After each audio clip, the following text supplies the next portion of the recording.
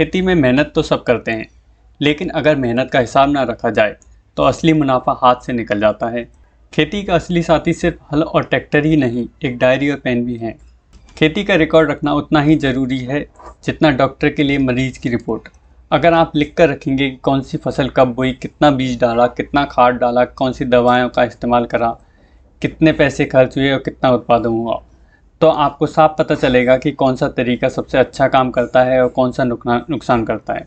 अगली बार आप वही गलती नहीं दोहराएंगे।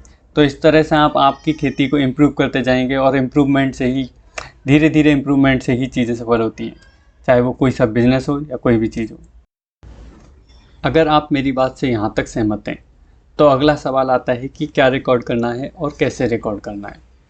तो रिकॉर्ड करने के लिए आप डायरी पेन का इस्तेमाल कर सकते हो, सबसे सिंपल और आसान तरीका है। और अगर आप थोड़ा सा इससे एडवांस जाना चाहो तो आप गूगल शीट्स का भी इस्तेमाल कर सकते हो। नेक्स्ट, आपको कैसे रिकॉर्ड करना है और क्या क्या चीज़ें रिकॉर्ड करनी है, तो इसके लिए एक मैंने फॉर्मेट बनाया है। तो इसमें आप सबसे पहले तो डेट डाल दो, दूसरा एक्टिविटी, मतलब आपने कौन सा काम क्या किया, जैसे आपने सीड खरीदने का काम करा या रोटरी खरीदने का काम करा, फिर इसकी कोई डिटेल की, जैसे मान लो सीड खरीदा तो कौन सी वेराइटी का था, कितने पैकेट थे, फिर उसमें कितना खर्चा हुआ, एक्सपेंस मतलब खर्चा, और रेवेन्यू मतलब मुनाफा, और अगर उससे कुछ मुनाफा हुआ तो वो यहाँ पे आ जाएगा।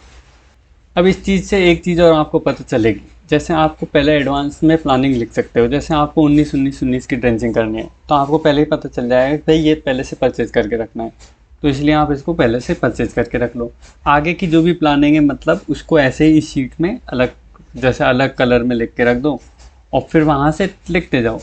तो उससे आपका क्या होगा कि कोई चीज़ नहीं, तो ऐसे क्या होगा, एंड टाइम पे आपको कुछ चीज़ खरीदनी है, वो अवेलेबल नहीं है या फिर बहुत दूर है, तो वो चीज़ आपकी डिले हो जाएगी और उससे आपका काम थोड़ा सा गड़बड़ होएगा।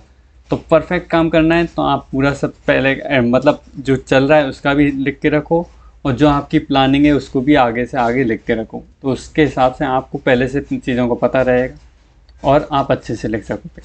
अब ये शीट जो मैंने बनाई है, ऐसे ही देखो, टमाटर के लिए बनाई है तो ये मैंने ऐसे ही आप चिली के लिए बना लो, मान लो और भी कोई वैरायटी के लिए, मैं कोई भी सब्ज़ी के लिए, ऐसे हर सब्जियों को बना लो और फिर सारी सब्जियों का एक साथ में जोड़ करके एक साथ में कर लो। तो उससे क्या है, आपका पूरा मतलब ओवरऑल उस साल में आपका कितना खर्चा हुआ वो पता चल जाएगा। तो ये जस्ट एक एग्जांपल के लिए था ये फॉर्मेट। आप इसको डाउनलोड करना चाहो तो मैंने इसका लिंक डिस्क्रिप्शन में दिया है, वहाँ से आप इस फॉर्मेट को डाउनलोड कर सकते हो और अपने हिसाब से इसको मॉडिफाई कर सकते हो। इसको यूज़ करने के लिए आप वहाँ से डाउनलोड करो, इसको मेक ए कॉपी करो, अपने पास एक कॉपी बन जाएगी आपकी, उसमें आप आपका रिकॉर्ड रखो, वो किसी को नहीं दिखेगा, आपका प्राइवेट रिकॉर्ड रहेगा। तो इस तरह से आप इसको यूज़ कर पाओगे।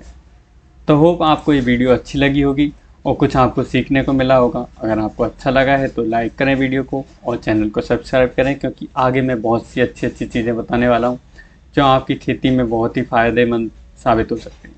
Thank you.